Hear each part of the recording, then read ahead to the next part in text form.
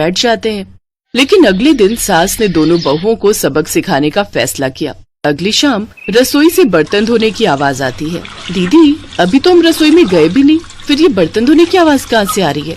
चलो देखते हैं।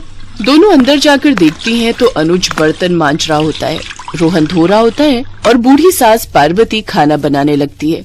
ये देख उन दोनों को बड़ी शर्मिंदगी होती है। ये आप सब क्या कर रहे हैं?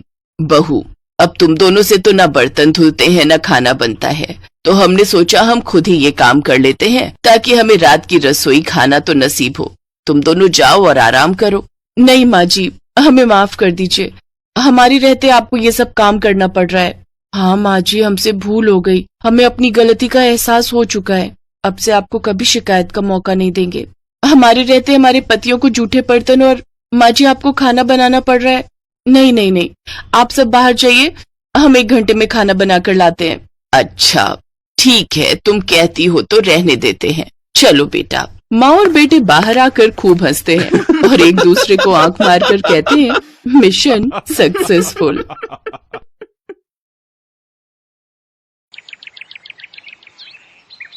एक रोज शाम के वक्त हिना अपनी माँ के साथ बैठी हुई होती है। तभी वो अपने फोन में अपनी माँ को एक लड़की की फोटो दिखाते हुए कहती है, माँ ये देखो, ये लड़की कितनी मॉडर्न एंड टॉल है, ये मेरे भैया के साथ एकदम फिट बैठेगी। तभी उस घर की बड़ी बहू मानसी वहां आती है। चलिए माँ जी, हिना दीदी खाना लग गया है। बहू यहाँ तो आ, ये देख हम तेरे देवर के लिए रिश्ता.com की साइट पे लड़की ढूंढ रहे हैं, जो कि सुंदर होने के साथ साथ अमीर भी है। अब तेरे गरीब मायके वालों ने दहेज के नाम पर 1-2 चीज पकड़ा दी बस, इसलिए अब मैं अपनी छोटी बहू अमीर खानदान की लाऊंगी, जो कि भर भर कर दहेज लाए। हाँ, वो अपनी बड़ी बहू को ताने दे ही रही थी कि तभी उसका छोटा बेटा हितांश एक मॉडर्न लड़की के साथ घर आता है। उन दोनों के गले में वरमाला डली हुई थी। हितांश बेटा, ये लड़की कौन है? माँ, ये जूली है और हम दोनों ने शादी कर ली है। क्या? तुम दोनों ने शादी कर ली? मैं नहीं मानती इस शादी को। हाँ तो किसे फर्क पड़ता है आपके मानने या ना मानने से? वैसे भी वो कहावत तो आपने सुनी ही होगी कि जब मियाँ बीबी राजी तो क्या करेगा काजी। मैं जानती हूँ, जरूर इस डायन ने ही तुझे भड़काया होगा। मैं इस डायन को हरगिज अपनी बहू नहीं मानूंगी। भले ही आप ना मानो, लेकिन लीगली तौर पर मैं ही तो हूँ आपकी बहू।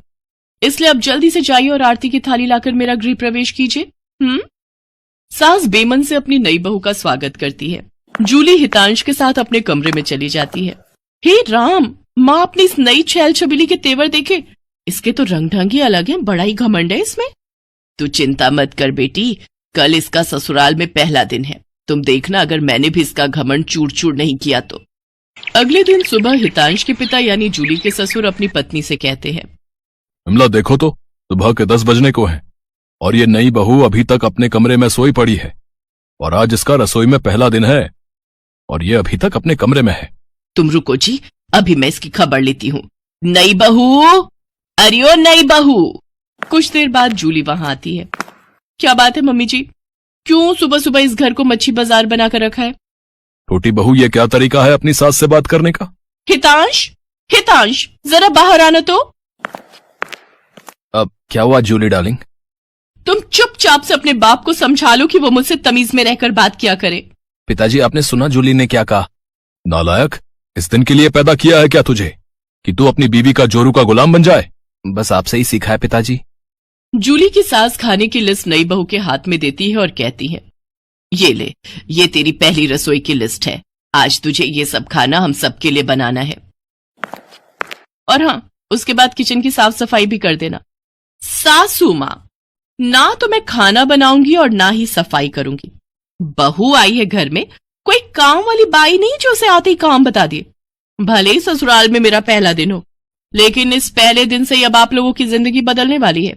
तो मेरी प्यारी ननद जी, पहले तो आप इस घर की साफ सफाई करोगी, और सासू माँ आप बनाएंगी खाना, और वो भी मेरी पसंद का।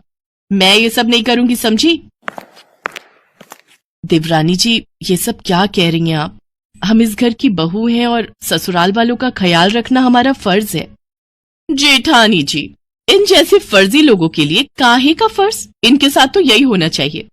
बड़ी जुबान चलती है तेरी, मैं तो तुझे छत से धक्का ही दे दूंगी, फिर तू भूतनी बनकर भटकती रहना। और ये हो गई आपकी कही बातों की सारी रिकॉर्डिंग। अब अगर सासू माँ आप